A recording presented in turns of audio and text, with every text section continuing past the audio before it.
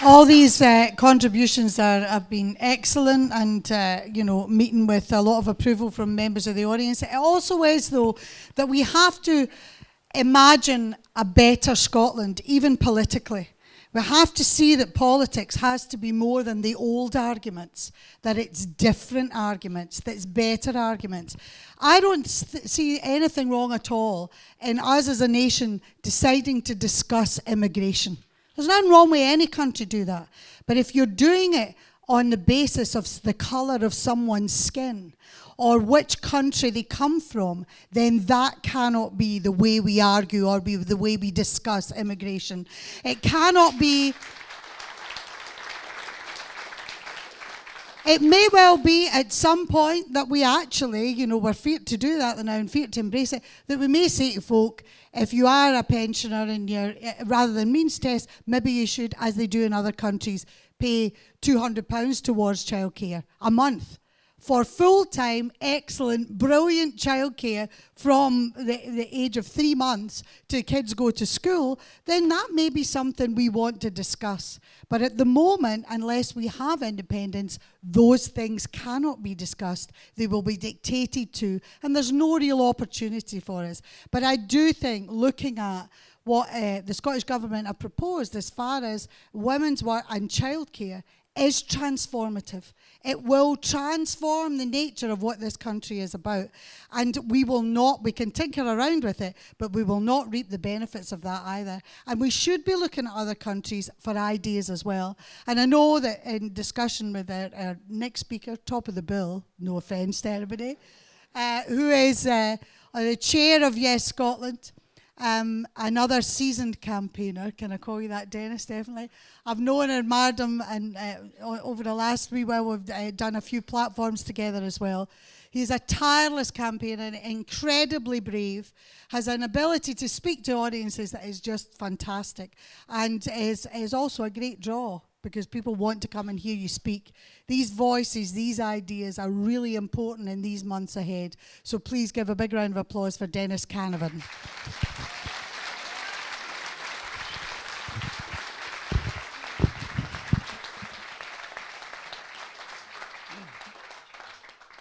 Thanks, Elaine, for your kind words of introduction. Unlike Alan Grogan and Debbie and some of the other speakers whom you heard previously, I must make a confession here. I am not a member of the Labour Party. I have not been a member of any political party for 15 years. But I was virtually born and brought up in the Labour Party. I was a Labour MP for about a quarter of a century, and I still feel, despite the fact that I was expelled from the Labour Party nearly 15 years ago, I still feel that I have got Labour in my DNA. My granddad was one of the founding members of the first branch of the Labour Party in the county of Fife. He wasn't born in Scotland, he was actually born in Ireland in the 19th century.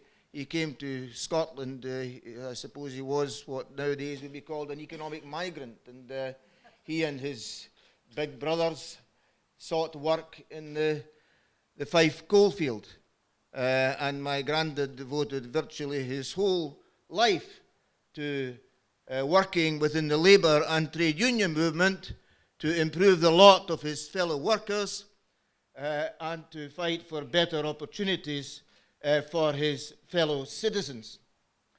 And it was on simple things that they campaigned, things like the right to work, the right to earn a decent living for themselves and their families, the right to have a decent roof over their heads, the right for educational opportunity for their children, the right to have a free national health service for people who are sick.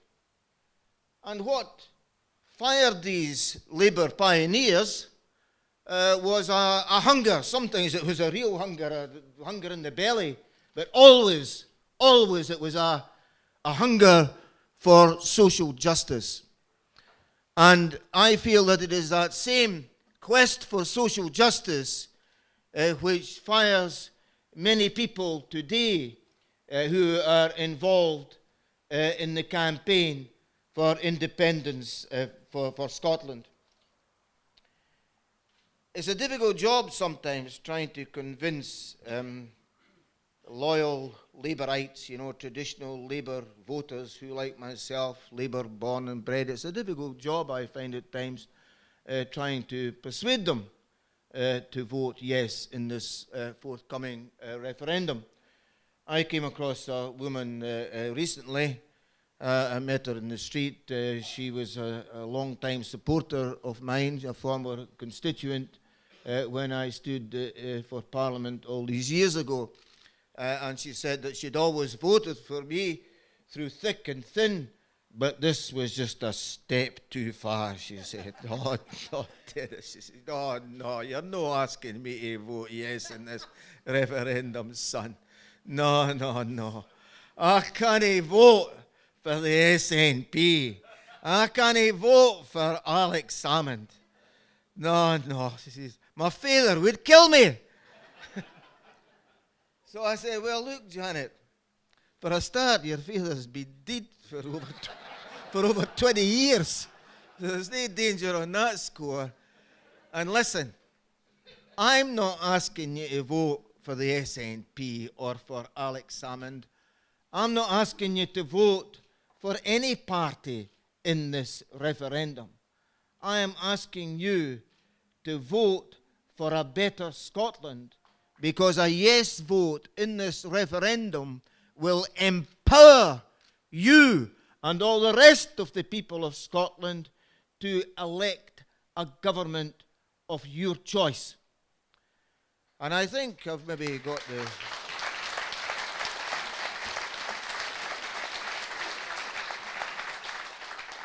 I think I've got her listening now, maybe not fully converted, but we're working on it. And I pointed out that that government, which the people of Scotland will choose, it may very well be a Labour government, but it will be an independent Labour government elected by the people of Scotland,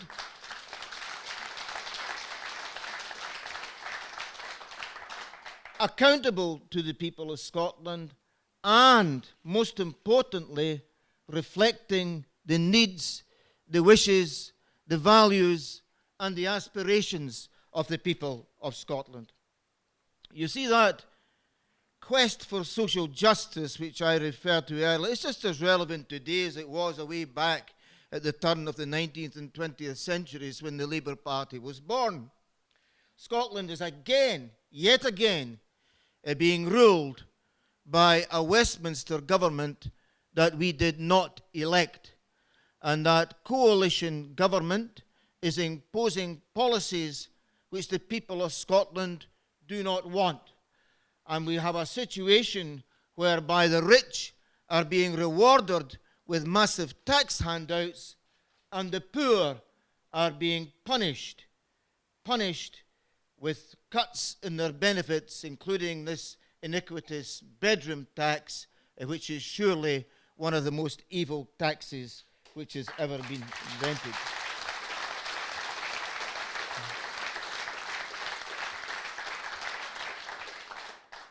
And all I can see by way of a recipe on offer at Westminster is austerity and more austerity, even from the opposition benches.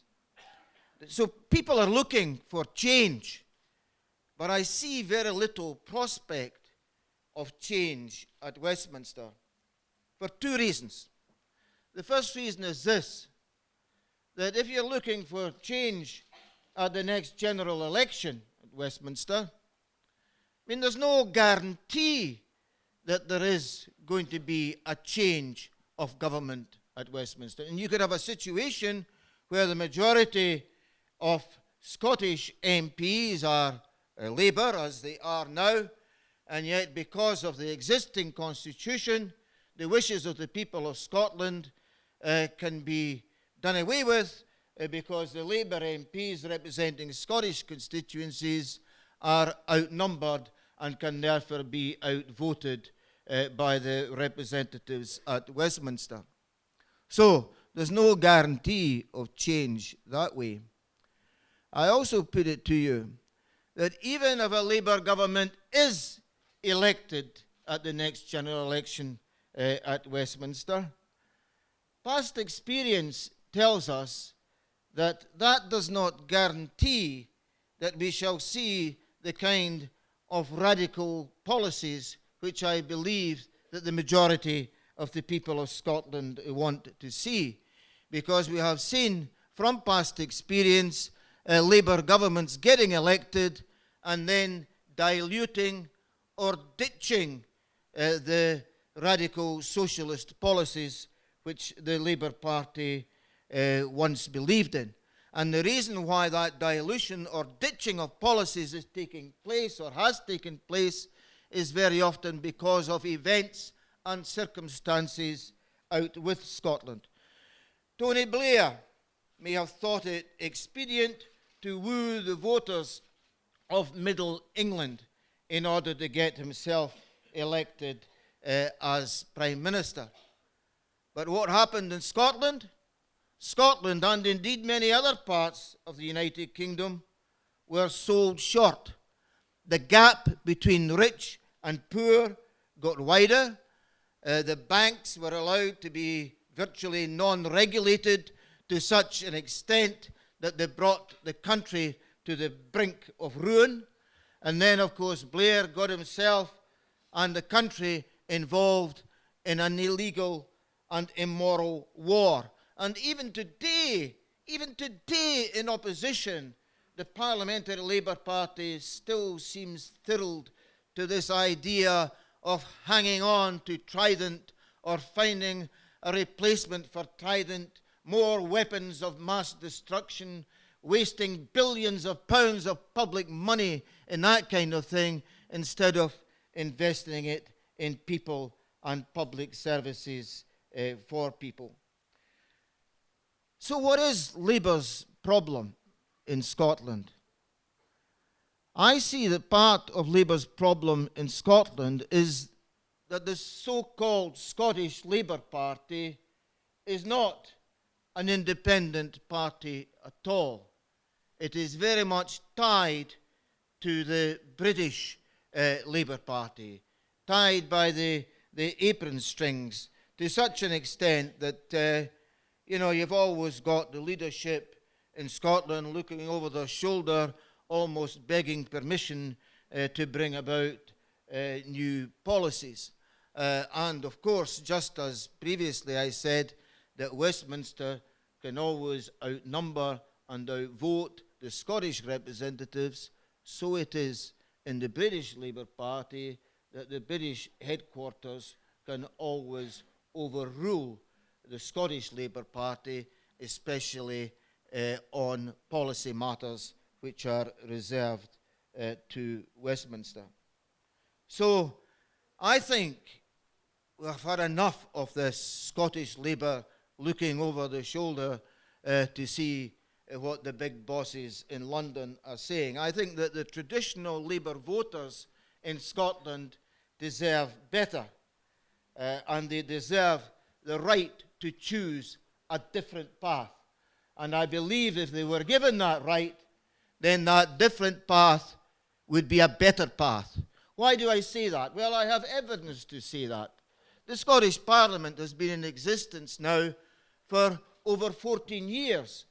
I was a member, an independent member of the Scottish Parliament for 8 of those years, and I can honestly say that during those 8 years, I felt that the Scottish Parliament was delivering more for the people of Scotland, despite its limited powers.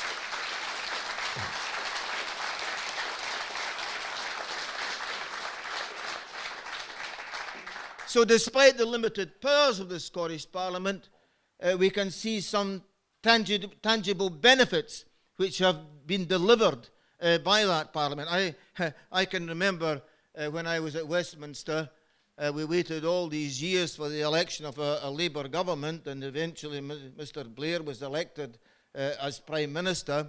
And one of the first things that he did, without any mention in the Labour Party manifesto, by the way, one of the first things he did was to introduce tuition fees for university students and a double whammy to abolish student grants, even for students from low-income families. And yet one of the first things the Scottish Parliament did was to abolish tuition fees and to restore free higher education for university students.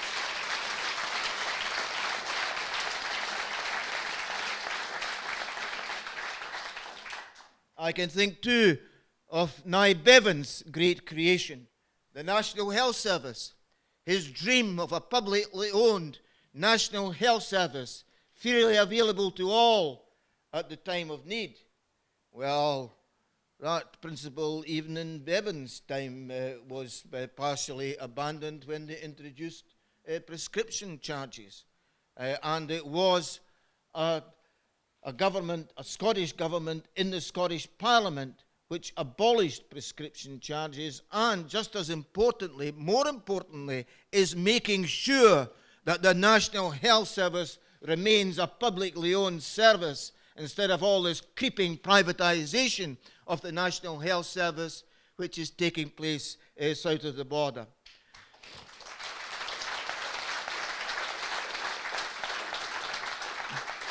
I can think of other examples, benefits which the Scottish Parliament has delivered despite its very limited powers. You can think of the care for the elderly. It's a much better package, a much more generous package of care for elderly people in the community who desire that level of care and who require that level of care. A much better package was delivered in the Scottish Parliament compared to what people have south of the border. I can also think of the land reform. All these years at Westminster, whether it was Labour in government or the Tories in government, none of them ever found the time for the complete abolition of the feudal system. And it was, and I'm proud to say, it was a Labour-led coalition in the Scottish government. It hasn't been the SNP that's delivered all the goodies in the Scottish Parliament. It was a Labour-led coalition in the first session of that Scottish Parliament which brought about the land reform, including the abolition, the total abolition of the feudal system, and probably the best access legislation in the world, the Land Reform Act 2003, which ensures that the mountains, the hills and the glens of Scotland are not simply the property of the landed gentry, that everybody has the right of access.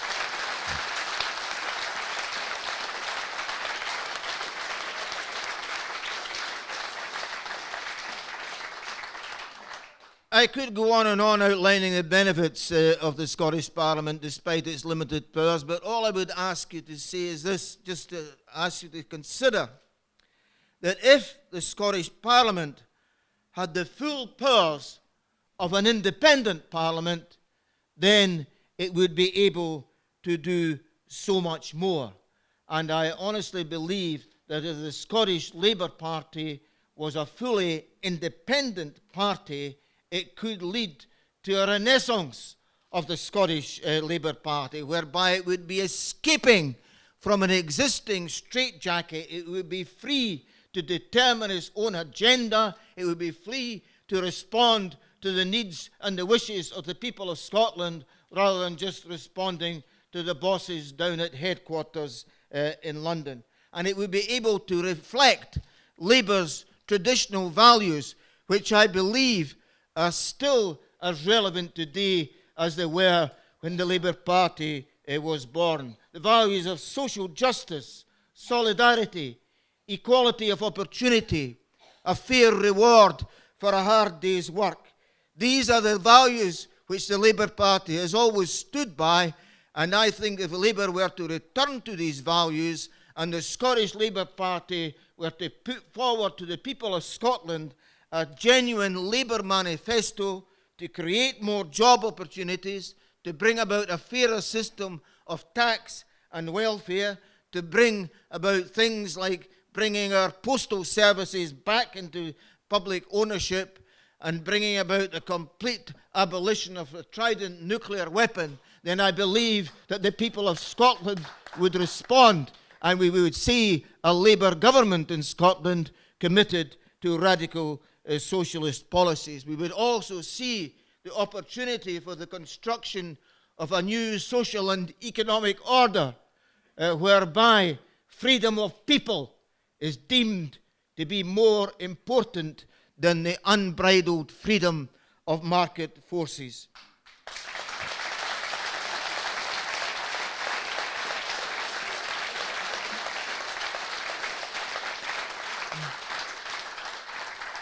So in conclusion, I say this: a yes vote will not alter Labour's historic mission. It will enhance the possibility of the fulfilment of that historic mission, certainly in Scotland, by the building of a fairer society. And I believe too that other parts of Britain would then feel more than tempted to follow suit. And I think there would be huge pressure.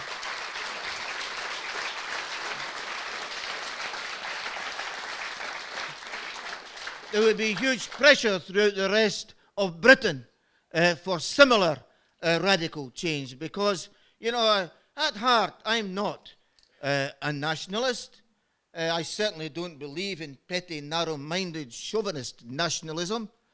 I believe in internationalism, and I think that we should be concerned about our colleagues south of the border in a new Scotland. And I honestly believe that if we were to be showing the example of socialism in Scotland, then other parts of the rest of the United Kingdom would be following suit. And remember this, that one of the traditional values of the Labour movement has always been international solidarity. But international solidarity is not something that was invented by the United Kingdom, and it is not something which is confined or should be confined to the United Kingdom. It is something which is truly worldwide. There's an old phrase in Scotland, we're all Jock Damson's bairns. Some people translate that as saying we're all God's children. Well, whether you believe in God or otherwise, another translation which should appeal to everybody is we're all citizens of the world. And I want to see not just a fair Scotland, but I want to see a world where all the citizens of that world are treated as equals, irrespective of their colour, their nationality, or their ethnic origin. So,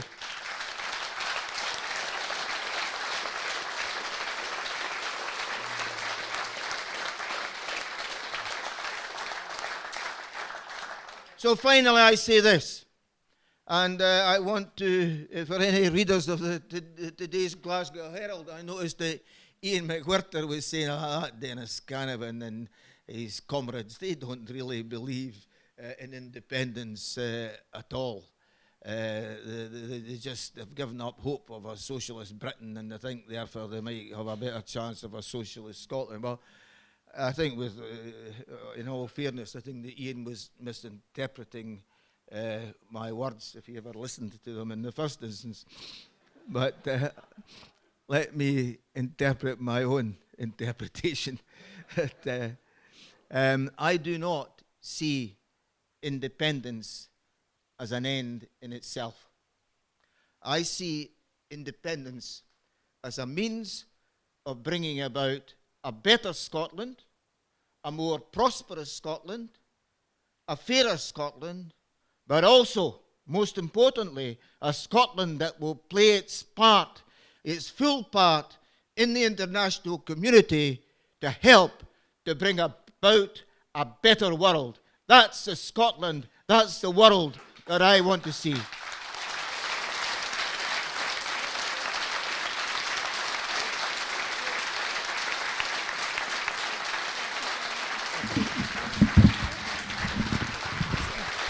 Thank you, Dennis Canavan, ladies and gentlemen. Woo.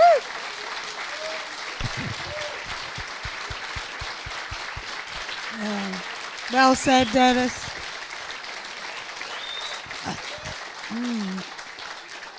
Well, we're going to try and open up the floor now. It's very interesting what was said about the Labour Party. Somebody told me that